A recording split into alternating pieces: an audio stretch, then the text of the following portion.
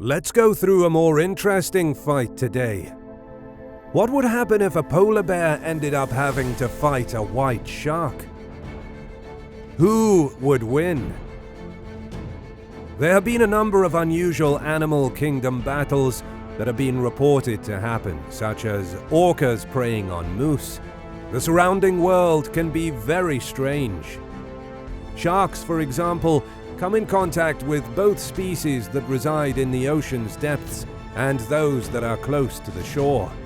Bears are among the animals that inhabit areas with coasts, and they have a reputation for swimming while traveling and hunting. People all over the world are fascinated by the white shark. It's the largest predatory fish on the planet, and it's been around for more than 11 million years.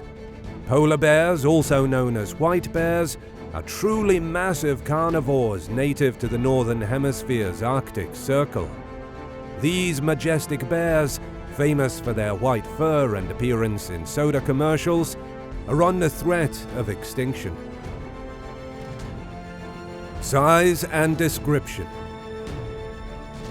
These are massive sharks. Adults can grow to be up to 20.9 feet, 6.4 meters long, with the female being slightly larger than the male. Their reported maximum size is 23.5 feet, 7 meters. A white shark can weigh up to 7,500 pounds, 3,400 kilograms, but they typically weigh around 5,000 pounds, 2,267 kilograms. The dorsal or top part of a great white shark's body is blue-gray. When viewed from above, this helps them blend in with the ocean floor. The ventral or belly part of the body is white. With sunlight shining in around them, it's difficult to see the sharks from below. They have powerful tails and strong torpedo-shaped bodies that help them swim. Great white sharks can reach speeds of up to 15 miles per hour, 24 kilometers per hour. Polar bears are the world's largest carnivorous land mammals. They are approximately 7 to 8 feet, 2.1 to 2.43 meters long from the tip of their very short tail. Male polar bears are significantly larger than females. A large male can weigh over 1,700 pounds, 771 kilograms. Many of the polar bear's physical adaptations help it keep warm and deal with its icy environment.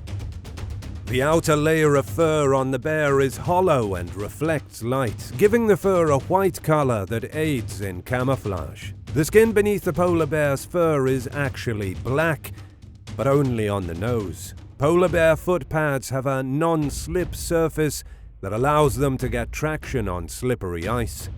Polar bears have powerful legs and large flattened feet, with some webbing between their toes, which helps them swim and walk on ice. Range and habitat. The great white shark inhabits the continental shelf and open waters of temperate seas and oceans, occasionally venturing into tropical zones. They can be found anywhere from the surface to depths of 4,200 feet, 1,280 meters. The white shark is a highly migratory animal that can be found all over the world's oceans. White sharks congregate off the coasts of California and Mexico every year in what was once thought to be considered the desert of the Pacific. Researchers refer to this vast and seemingly empty ocean expanse halfway between California and Hawaii as the White Shark Cafe. Polar bears can only be found in the Arctic Circle, and most of them live in and among the sea ice. When the ice melts in some warmer areas during the summer, they will retreat north to areas where the ice is frozen all year. They can be found in Canada, Russia, the United States, in Alaska, Norway, and Greenland's far north. These bears have evolved specifically for a life at sea and on sea ice. Sea ice is made up of large sections of frozen surface water during the winter. Because their prey is most abundant in these areas, they prefer to live where the sea ice meets the ocean. The ice will break up and float away, and the bears will swim out to sea, following their prey. Food habits. White sharks' mouths are lined with up to 300 serrated triangular teeth arranged in several rows, and they have a keen sense of smell to detect prey. They even have organs that can detect the tiny electromagnetic fields that animals produce. Other sharks, crustaceans, mollusks, and seabirds are among their prey. Larger white sharks will eat sea lions, seals, and small-toothed whales. It has even been observed feeding on dead whales. Polar bears, unlike other bear species, eat almost totally meat. They primarily consume ringed seals, but may also consume bearded seals.